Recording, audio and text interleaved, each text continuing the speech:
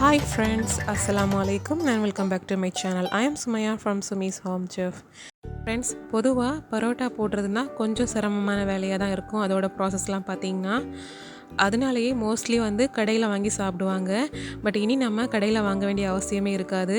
Because நாம் வீசி கஷ்டப்படாமல் ரொம்பவே ஈஸியான மெத்தடில் பரோட்டா பண்ண போகிறோம்.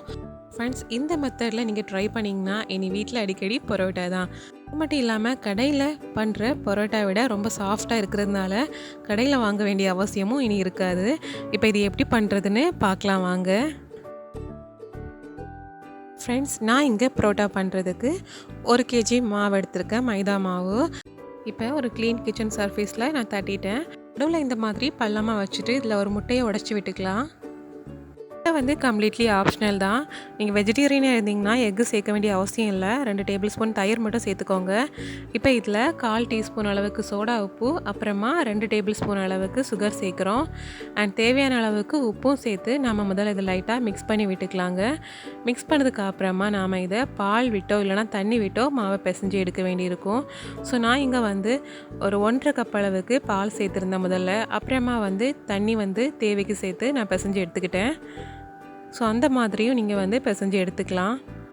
இப்போ பார்த்திங்கன்னா எல்லா மாவையும் ஓரளவுக்கு திரட்டி எடுத்து வச்சாச்சு. இதை நல்லா சாஃப்டான சப்பாத்தி மாவு பதத்துக்கு நாம் பிசைஞ்சு எடுத்துக்கலாம்.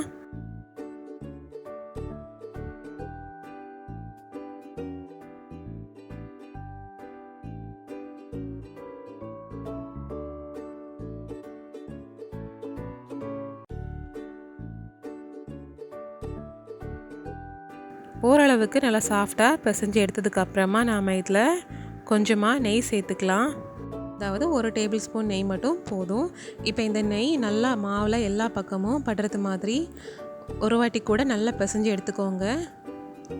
இந்த மாதிரி நல்லா பிசைஞ்சு எடுத்துகிட்டு நம்ம ஃபைனலாக லைட்டாக மேலே கொஞ்சமாக ஆயில் அப்ளை பண்ணி ஒரு 30 மினிட்ஸ்க்கு மட்டும் நாம் இதை மூடி வைக்க வேண்டியிருக்கும்.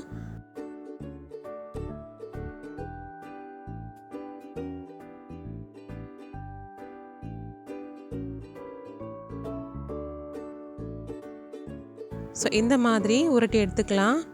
உருட்டி எடுத்ததுக்கு அப்புறமா மேலே கொஞ்சமாக நம்ம ரிஃபைண்ட் ஆயில் இல்லைனா சன்ஃப்ளவர் ஆயில் இந்த மாதிரி ஏதாச்சும் ஆயில் யூஸ் பண்ணிக்கலாம். இதை எல்லா பக்கமும் படுறது மாதிரி எல்லா சைட்லேயும் தேய்ச்சி விட்டுட்டு நாம் இதை மூடி வைக்க போகிறோம். ஸோ ஒரு 30 மினிட்ஸ்க்கு இதை நம்ம டிஸ்டர்ப் பண்ண வேண்டாம், அது அப்படியே இருக்கட்டும். அதுக்கப்புறமா நம்ம அதை எடுத்து சின்ன சின்ன பால்ஸாக போட்டு எடுத்துக்க வேண்டியதுதான். ஸோ நம்ம இப்போ நல்லா சாஃப்டாக வந்திருக்கு பாருங்கள். இந்த மாவை பரோட்டா பண்ணுறதுக்கான சைஸில் சின்ன சின்ன பால்ஸாக போட்டு எடுத்துக்கலாம்.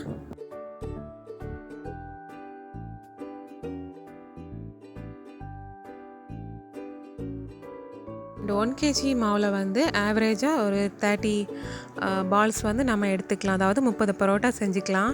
ஸோ இப்போ நாம் எல்லாம் பால் போட்டு எடுத்து வச்சாச்சு. இதை நாம் லைட்டாக சப்பாத்தி மாதிரி முதல்ல ரோல் பண்ணி எடுக்க போகிறோம்.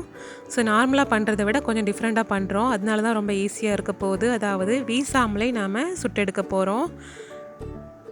மோஸ்ட்லி நிறைய பேருக்கு வீசுறதுக்கு வராது. வீச வராதவங்க பார்த்திங்கன்னா மோஸ்ட்லி இந்த ரோலிங் பின்னை வச்சு ரோல் பண்ணியே பெருசாக பரத்தி எடுப்பாங்க.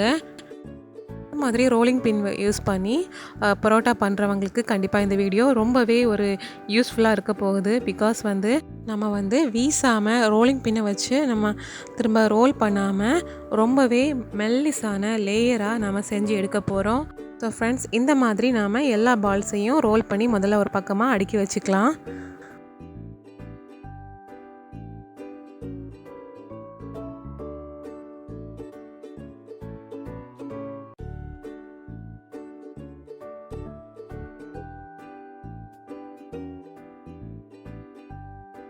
நாம் எல்லா பால்ஸையும் இந்த மாதிரி பரத்தி எடுத்து வச்சாச்சு. இதை நாம் ஒரே அடுக்காக அடுக்காமல் ஒரு 15 தனியாகவும் 15 தனியாகவும் அடுக்க போகிறோம். நாம் ஒவ்வொரு பரத்தி வச்சுருக்கக்கூடிய மாவுலையும் லைட்டாக ஆயில் அப்ளை பண்ணிவிட்டு அதுக்கு மேலேயே கொஞ்சமாக ப்ளைன் ஃப்ளோர், அதாவது மைதா மாவு இந்த மாதிரி தூவி விட்டு அதையும் ஸ்ப்ரெட் பண்ணி விட்டுட்டு ஒவ்வொரு லேயரையும் நாம் அரேஞ்ச் பண்ண போகிறோம். ஸோ இந்த மாதிரி நாம் பரத்தி வச்சுருக்கிறது எல்லாத்தையும் லைட்டாக ஆயில் அப்ளை பண்ணி அதுக்கு மேலேயே கொஞ்சமாக மைதா மாவு போட்டு அதை எல்லா பக்கமும் ஈவனாக ஸ்ப்ரெட் பண்ணி விட்டுட்டு அடிக்கி எடுத்துக்க வேண்டியதுதான். இந்த ஸ்டெப் தான் நம்ம வீசாமல் பரோட்டா பண்ணுறதுக்கு ரொம்பவே யூஸ்ஃபுல்லாக இருக்க போகுது.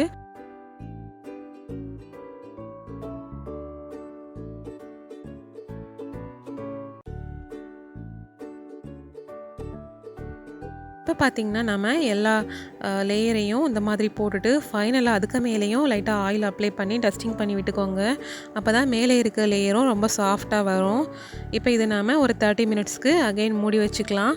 இந்த மாதிரி மூடி வைக்கிறதுனால ஒவ்வொரு லேயரும் ரொம்ப சாஃப்டாக இழுந்து வரும். அதுக்காகத்தான்.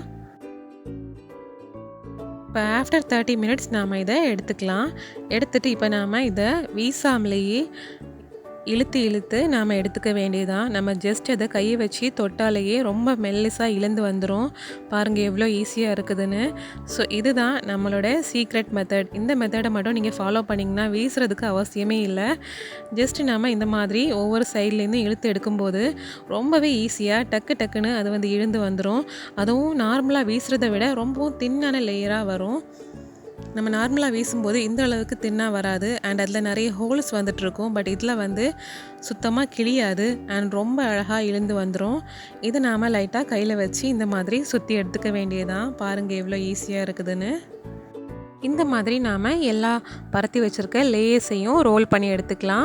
எடுத்து முடிச்சதுக்கப்புறமா நாம் சுட ஆரம்பிக்கலாம். ஸோ இப்போ அடுத்ததாக நான் ஒரு வாட்டி கூட உங்களுக்கு செஞ்சு காமிக்கிறேன் பாருங்கள். அதுலேருந்து ஒரு எட்ஜை மட்டும் லைட்டாக இப்படி இந்த மாதிரி எடுத்தாலே போதும். ரொம்பவும் சாஃப்டான லேயர் நமக்கு ரொம்ப ஈஸியாகவே கிடச்சிடும். பாருங்கள் எந்த அளவுக்கு அது இழுந்து வருதுன்னு பாருங்கள். அண்ட் ஆல்சோ அதில் ஒரு விரிசலோ ஒரு கீரலோ கூட வரல. இந்த மாதிரி நாம் வீசும்போது வர்றது ரொம்பவே கஷ்டம்தான்.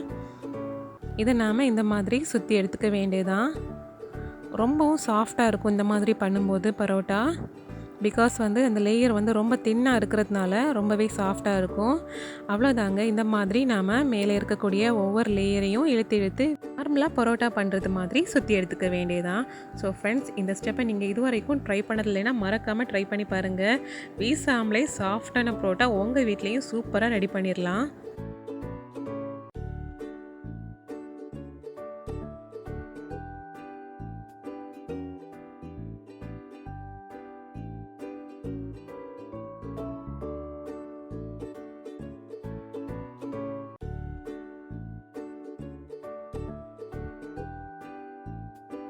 இப்போ நாம் ஃபைனலாக இருக்கக்கூடிய லேயரை இழுத்து எடுக்கிறோம்.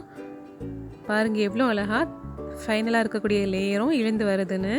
இதையும் நாம் சுற்றி எடுத்து வச்சுட்டு சுட ஆரம்பிக்கலாம்.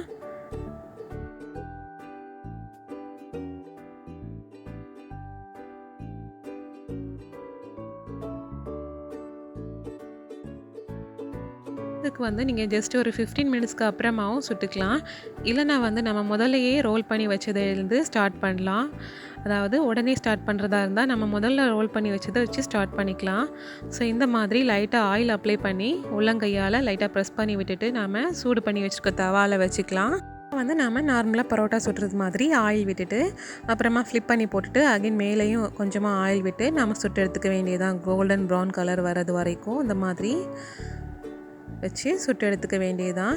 இதை நாம் சுட்டு முடிச்சதுக்கப்புறமா சூட்டோட லைட்டாக அடித்து எடுத்துக்கலாம்.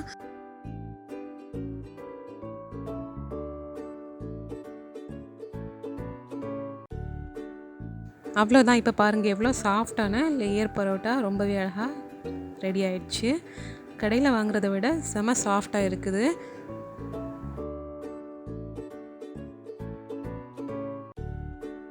ஃப்ரெண்ட்ஸ், நாம் வீசாமலேயே ரொம்பவே ஈஸியான மெத்தடில் சாஃப்டான பரோட்டா செஞ்சு முடிச்சாச்சு. கண்டிப்பாக அவங்க எல்லாருக்கும் இந்த வீடியோ பிடிச்சிருக்குன்னு நம்புகிறேன். அப்படி பிடிச்சிருந்துச்சுன்னா வீடியோவுக்கு மறக்காமல் லைக் போடுங்க, ஷேர் பண்ணுங்கள், கமெண்ட் பண்ணுங்கள். இன்னும் இன்ட்ரெஸ்டிங்கான ரெசிபீஸ் பார்க்குறதுக்கு என்னோடய சேனலை மறக்காமல் சப்ஸ்கிரைப் பண்ணிக்கோங்க. இந்த நாள் இனிய நாளாக அமையட்டும். தேங்க்யூ ஸோ மச் ஃபார் வாட்சிங்.